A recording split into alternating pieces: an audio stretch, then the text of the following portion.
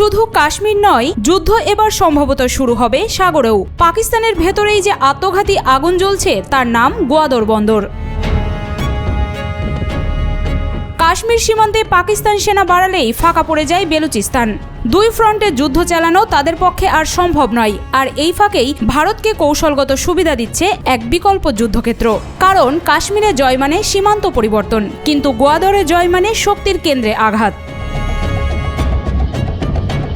এখানে একদিকে ভারতের ক্ষেপণাস্ত্র তাক করা কাশ্মীর সীমান্তে, অন্যদিকে পাকিস্তানের পশ্চিমে বেলুচিস্তানের শঙ্কা। এই দুই ফ্রন্টে চাপে পড়ে পাকিস্তানের ভিত নড়ে উঠেছে। সবাই যখন তাকিয়ে আছে সিয়াচেন আর পাঞ্জাব সীমান্তে, সেই মুহূর্তে করাচির পাশে আরব সাগরের তীরে তৈরি হচ্ছে ইতিহাসের সবচেয়ে বড় অপ্রত্যাশিত যুদ্ধমঞ্চ, পাকিস্তান ও আগ্রাসী সার্বভৌমত্বের প্রশ্নে। 2024-25 সালে বেলুচিস্তান কার্যত যুদ্ধক্ষেত্রে পরিণত হয়েছে।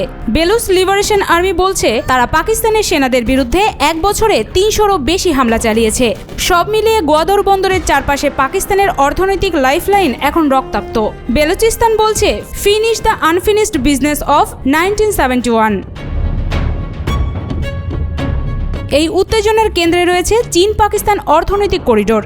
চীনের কাশগড় থেকে গোয়াদর পর্যন্ত এক বিশাল করিডোর, যার মাধ্যমে চীন তার জ্বালানি আমদানি ও বাণিজ্য আরও নিরাপদভাবে পরিচালনা করতে চায়। কিন্তু প্রকল্পটি পাকিস্তানের জন্য যেমন অর্থনৈতিক আশীর্বাদ, ভারতের দৃষ্টিতে তেমন এক কৌশলগত হুমকি। কারণ এটি গিলগিট বালুচিস্তান হয়ে যায়, যা ভারত তার অংশ বলে দাবি করে।